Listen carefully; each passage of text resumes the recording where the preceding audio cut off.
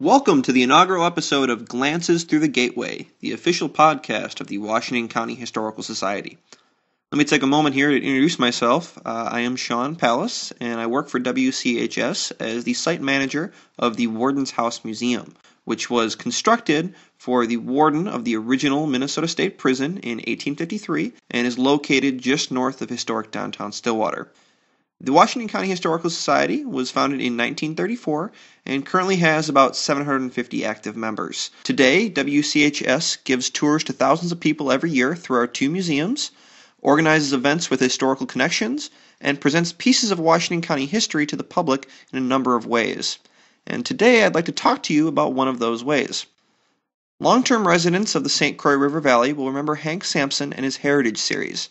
On every Sunday from 1966 until 1982, local station WAVN AM 1220 would play an episode of Heritage in which Hank would relay a little story from this community's past. Recently, almost 150 episodes of Heritage came into the possession of WCHS, and we decided to take a little selection of them and create a 2-CD set in the hopes that Hank's stories could reach a new generation of listeners. Now I'll invite you to sample one of the stories that we couldn't fit onto our first set. This episode, first broadcast on March 17, 1968, is entitled Murder on Main Street. The date is October 11th, 1892, as our true story starts with sketches of two Stillwater men, Victor Seward and George Peters. Before the sun sets on this day, October 11, 1892, one of these men will kill the other.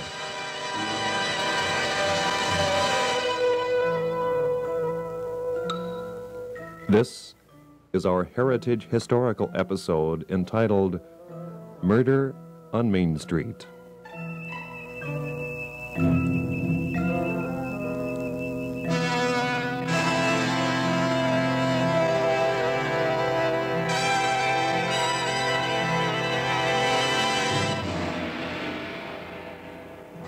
For portraits of these two men, let us first look at Victor C. Seward.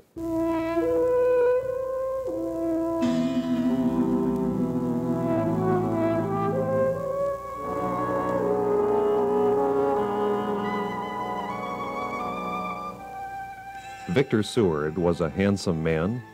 He was 46 years of age. He came to his office that October morning in 1892, as usual, never dreaming what a dreadful day it would be. The office was the local newspaper, the Stillwater Messenger, and the sign on Mr. Seward's office door read, Editor-Publisher. He was born in Wabash County, Indiana, in July 1845, but the family moved to Mankato, Minnesota when Victor was just 10 years old. He was educated there in the Minnesota City and later graduated from Western Reserve University. He started his newspaper career on the St. Paul Dispatch in the same year the paper was first published, back in 1868. Later, Seward established a paper at Redwood Falls, Minnesota, and then in 1872, he took over the Stillwater Messenger. Does Victor Seward, businessman, active in civic affairs and politics, sound like a killer? Or will he be the victim?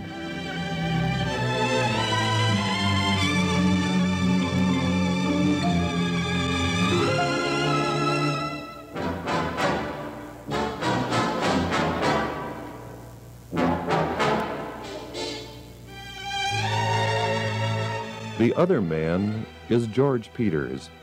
He is a young man, just 23 years old, and formerly worked for the Stillwater Messenger. On this date, October 11, 1892, George Peters had worked most of the day in his father's truck garden in South Stillwater. Toward late afternoon, Peters decided to go into Stillwater. He will meet Victor Seward on Stillwater's Main Street, near the corner of Olive Street. In 1892, Dreschler's Music Store was on that location. Many people are still on the streets, and it's about 5 o'clock in the afternoon. In a moment, one of these men will kill the other. 3 shots are about to crack the late afternoon air on Stillwater's Main Street.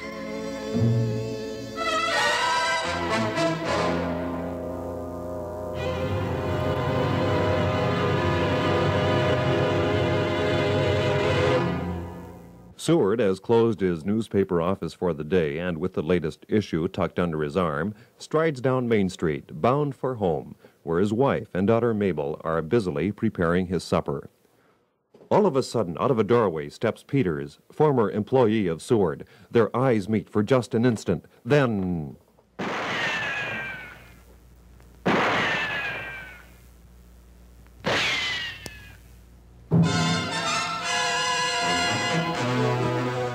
the dying victim stumbles into Dreschler's music store. Already he has had 3 bullets pumped into his head. The killer follows, still firing at his mortally wounded victim. Then, without a word, the murderer calmly turns around and walks out of the store and ambles up Main Street. Will Dreschler, owner of the shop, after a moment to regain his senses, runs out to the sidewalk and dashes after the killer and catches him at the next corner, Main and Chestnut, and wrestles him to the ground.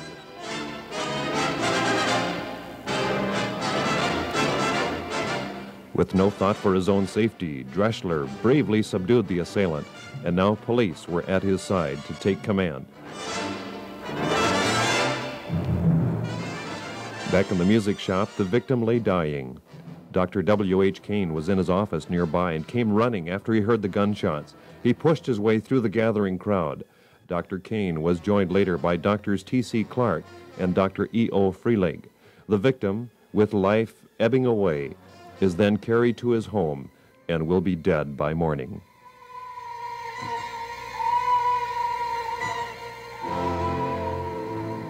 In a moment, the amazing background of this brazen daylight murder and the names of the killer and the victim will be revealed.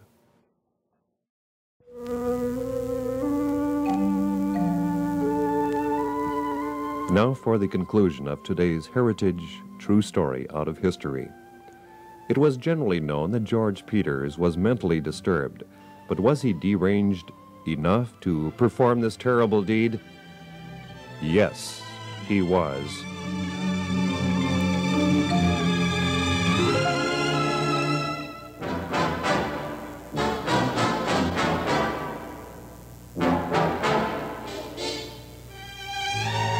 It is amazing to note from history that he had clearly stated his murderous intentions to a number of people earlier that same day, but no one believed him. No one took him seriously. Even on his fateful walk into Stillwater, he had told several friends what he was going to do, but no one warned his victim, Victor Seward.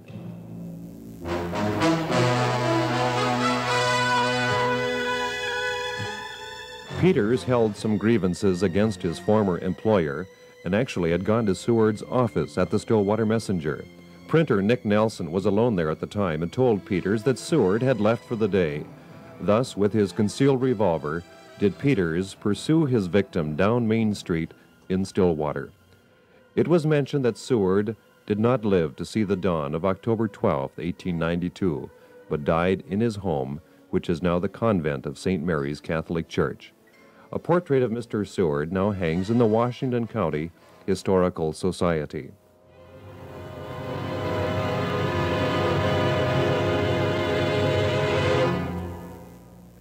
And what of the fate of his killer?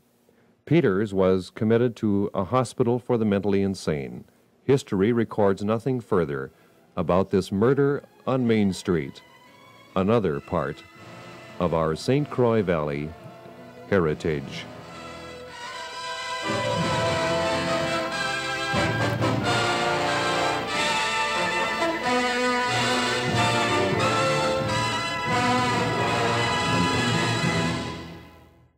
I hope you enjoyed listening to Hank Sampson's Murder on Main Street. Unfortunately, this story from the 19th century doesn't seem too out of place to a modern audience. The shootings at the Empire State Building and at the sign-making company in Minneapolis earlier this year were both perpetrated by disgruntled former employees, just as in this 1892 tale. After her husband's murder, Mrs. Elizabeth Seward spent the next decade at the helm of the Stillwater Messenger. At the time, she was one of the few female newspaper editors and the only female bill poster in the country. Regarding the Seward home, before it became a convent, Adam Marty actually rented the property from 1904 to 1906. Marty was the city sheriff at the time, and along with his cousin Samuel Bloomer, was a former member of Company B during the Civil War. Sam Bloomer was a close personal friend of Mr. Seward and was one of the few invited to his deathbed. The cousins were both wounded in the war, and their correspondence was the basis of In Their Own Words, written by Robert Goodman and former WCH intern Peter DiCarlo, and published by the WCHS. St. Mary's sold the house to private owners, and eventually it ended up in the hands of one of WCH's own board members, Mark Belay. If you'd like to hear more episodes of Hank Sampson's Heritage Series, as I mentioned earlier, a 2-disc collection featuring 17 episodes, including The Battle of the Chiefs, 40 Saloons, and The Secret of Mary Traveler, is available for purchase through WCHS. Please visit our website at wchsmn.org or call us at 651-439-5956 to place an order. Be sure to check out our collection of books detailing local history as well. Thank you for listening to this first episode of Glances Through the Gateway. We will return again with more episodes of Hank Sampson's Heritage Series and with more news and updates from the Washington County Historical Society. Until then, take care.